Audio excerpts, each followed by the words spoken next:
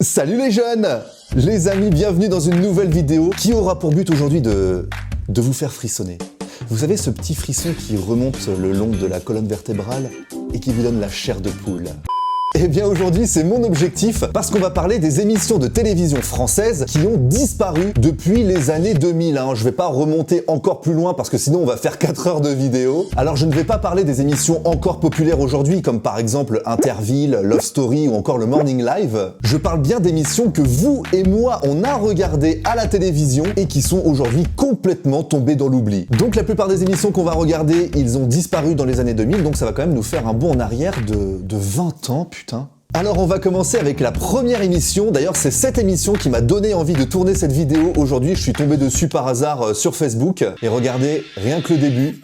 Bon bah il y a le titre qui s'affiche dès le début.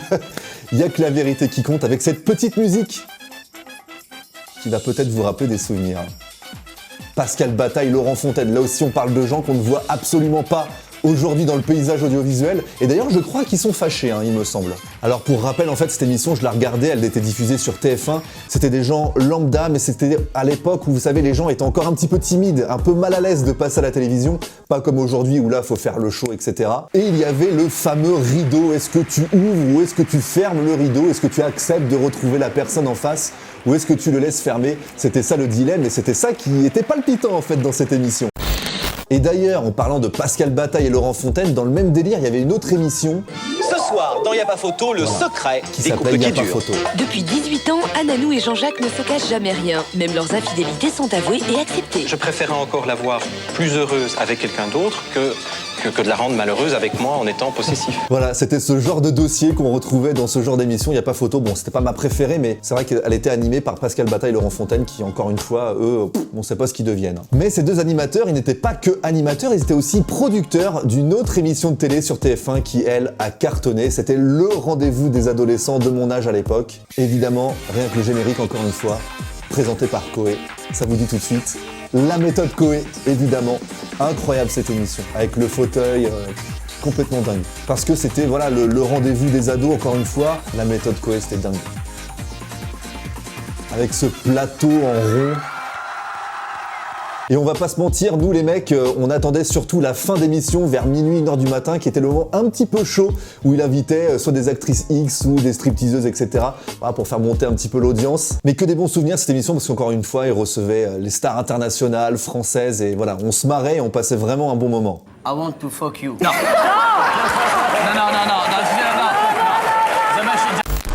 On enchaîne, alors je vous préviens, je suis navré pour certaines qualités de vidéos qui sont pas très bonnes, mais vous comprenez qu'on remonte dans les années 2000, fin 90, donc c'est tiré de VHS, de cassettes, donc c'est un petit peu bizarre. Et là on part sur M6, donc vous voyez la qualité est pas terrible, et on parle de Fan 2 avec...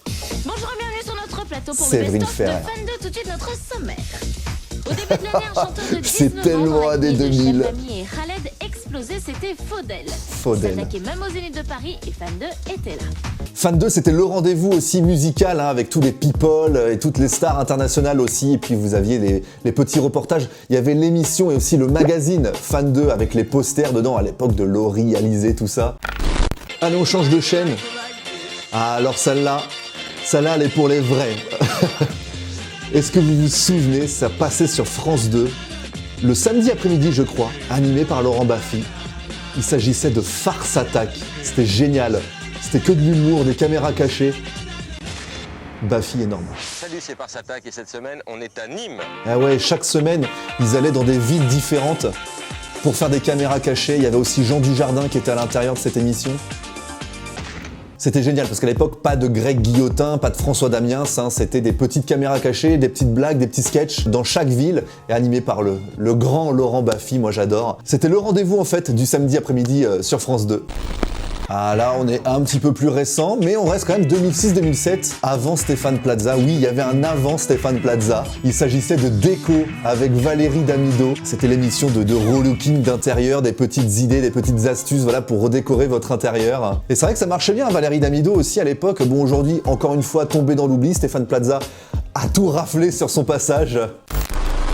De Paris à Hollywood, toute l'actualité des stars dans Exclusif ce soir. Exclusif sur TF1, je me souviens. Ah ouais. Bonsoir, bonsoir à toutes et à tous. Merci de nous retrouver pour ce nouveau numéro d'Exclusif. Nous sommes ravis de vous accueillir. Bonsoir Emmanuel. Salut Frédéric, Je me salut tout souviens le monde. plus On du commence tout des avec deux, les là. titres en images. Je sais pas qui Découvrez c'est. en même temps que les Américains et avant tout le monde en France les premières images de Mission Impossible 2, Tom Cruise en pleine action et en À exclusivité. l'ancienne. Voilà, après l'ancêtre de Stéphane Plaza, voici l'ancêtre de 50 minutes Inside et Nikos. Voilà, et là on va vraiment dans le fin fond de la télé, je vous ai dit, hein. On va vraiment redécouvrir des trucs là, de ouf. Hein. On reste sur TF1 avec plein les yeux les gars. Et c'était à l'ancienne Vous encore. êtes bien sur le plateau de Avec Plein les le yeux. Merci couple d'être avec de nous. Nous l'époque, continuons Carole notre tour du Rousseau monde en images avec des et images Jacques inédites, Legros. Ça, c'était étonnantes et bon, même ça. émouvantes. Et ils étaient 3 mois ensemble, je crois. seulement après sa sortie, le film Taxi de Gérard Pires et Luc Besson est Ah, en train de Taxi. devenir un des succès cinématographiques de cette année. Alors si vous ne l'avez pas encore vu, d'abord allez-y, puis ensuite sachez que c'est une comédie. Voilà, qui se souvient aujourd'hui de Plein les yeux? Personne. Et pourtant, Jacques Legros, Carole Rousseau, c'était quelque chose sur TF1 à l'époque. Hein. Après, dans les années 2000, il y avait aussi les personnes comme moi qui avaient le câble. Et le câble, on avait des chaînes comme Disney Channel. Et il y avait des émissions pour les enfants. Souvenez-vous de celle-ci. Art Attack, les amis. Art Attack. Déjà, l'art plastique ne servait à rien en cours. Mais vous avez carrément une émission de télé Bonjour et bienvenue sur dans l'art. Art Attack, la grande émission artistique. On n'a vraiment pas besoin d'être un génie pour réaliser de grandes œuvres. Alors, à l'attaque de l'art. C'était aussi un peu malaisant, je l'avoue. Dites-moi, est-ce que vous en avez assez que les gens rentrent dans votre chambre sans frapper? Si Ça arrive souvent, c'est vrai. Vous avez besoin de ceci. Un frappe-à-porte. Un frappe à porte. Il est vraiment horrible et c'est ce dont vous avez besoin. Pour le réaliser, c'est très facile, regardez. Voilà, c'est pour ça quand je parle des années 2000 où c'était un petit peu le balai dans le cul, vous voyez, c'était pas aussi bien monté et bien animé comme aujourd'hui. On part tout de suite sur Canal+. Est-ce que vous vous souvenez de l'ancêtre de Norman fait des vidéos? Bertrand.sacom. C'était nul, c'était sur Canal et ça ressemblait à ça. Ouais. Allô. Allô. Mélanie.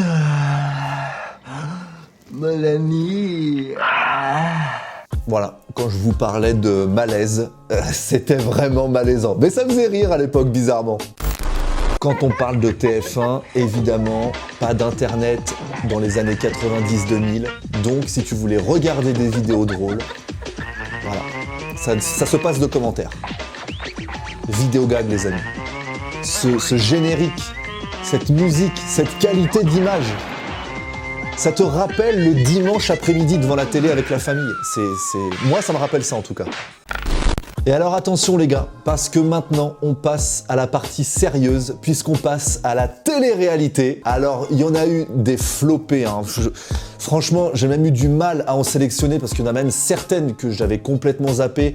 Mais je garde des munitions si jamais cette vidéo vous plaît et que vous souhaitez un numéro 2.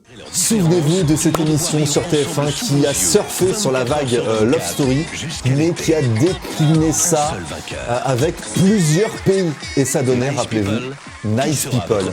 Et oui, il fallait choisir notre préféré. Ah, il y avait qui déjà?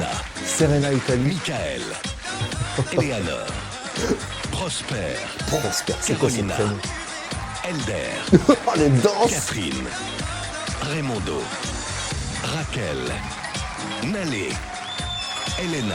Ah, Elena, je me souviens d'elle. Mais là, le principe, c'était la même chose que Love Story, c'était de mettre des gens dans une villa, mais là, on mettait voilà, différentes nationalités. Je sais pas si ça change quelque chose en vrai, mais bon.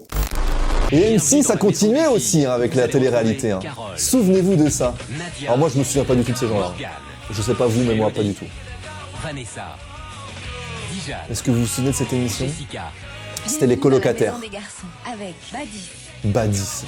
Michel, C'était limite une étiquette sur le front. Regardez, j'ai le prénom le plus original. Franchement. Nordine. Donc il y avait les filles d'un côté, les garçons de l'autre. Bienvenue chez les colocataires. Et c'était les colocataires. Voilà, c'était l'autre émission de télé-réalité sur M6.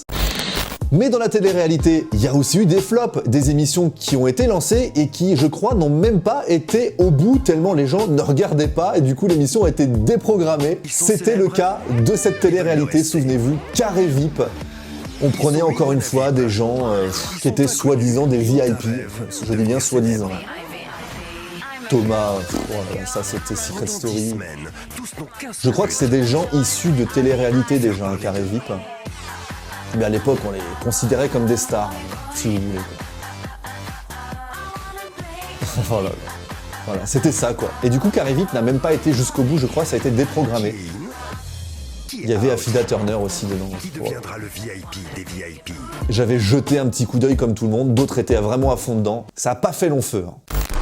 Il y a eu évidemment cet avion perdu en pleine jungle et à l'intérieur, il y avait Loana. Et non, c'est pas Love Story. Il y avait Philippe des To Be Free, souvenez-vous, paix à son âme. Et alors là, ok, des gens qui sont soi-disant connus encore une fois. Perdu dans la jungle, Charles-Philippe d'Orléans. Regardez-moi ce casting, mais vraiment 5 étoiles, on les connaît tous, hein, c'est incroyable. Richard Virenque. Et cette émission, vous vous en souvenez, c'était Je suis une célébrité, sortez-moi de là. Alors voilà, encore une fois, une émission de télé-réalité bien pourrie sur TF1. Et TF1 a continué derrière avec La Première Compagnie, les amis. Souvenez-vous, ça j'ai un petit peu plus kiffé. Ça avec La Ferme Célébrité, je me souviens dans la même période. Voilà, ils étaient paumés. Voilà, il y avait Jean-Pierre Castaldi, qui était un sacré personnage, je me souviens.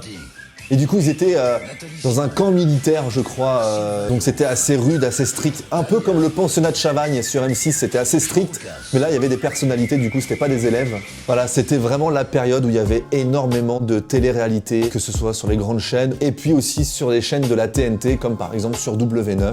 On était noyés par la télé-réalité à un moment donné, quoi. Voilà, j'espère que cette petite vidéo vous a plu, que ce retour en arrière dans les années 2000 vous a ressassé quelques souvenirs et donné ces petits frissons que je recherchais en vous. Évidemment les amis, c'est totalement gratuit, n'hésitez pas à vous abonner à la chaîne, je le dis à chaque fois, je regarde les statistiques et je vois qu'il y a énormément de personnes qui regardent mes vidéos mais qui ne s'abonnent pas. C'est totalement gratuit, ça ne vous engage à rien et puis ça me donne du courage à continuer cette chaîne YouTube. En tout cas, j'espère que ce format vidéo t'a plu et puis on se donne rendez-vous très bientôt sur YouTube.